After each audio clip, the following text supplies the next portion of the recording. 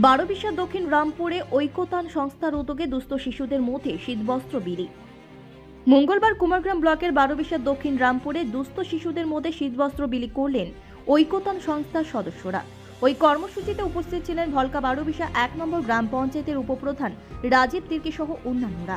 দক্ষিণ রামপুরের শালবন সংলগ্ন এলাকায় অবস্থিত শিশু শিক্ষা কেন্দ্রে ওই কর্মসূচি করা হয়েছে।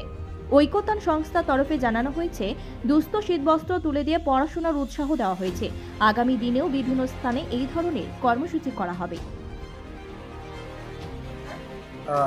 আজ আমরা চৌরানব্বই 104 বুথে আমাদের ইনভাইট ছিলাম।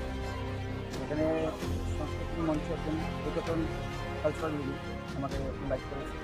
এখানে ওরা একটা শিশু শিক্ষা কেন্দ্র আছে, যে কেন্দ্রতে বাচ্চাগুলোকে ডেকে ওরা আজকে বিভিন্ন জায়গা থেকে ওরা একটা দান পায়।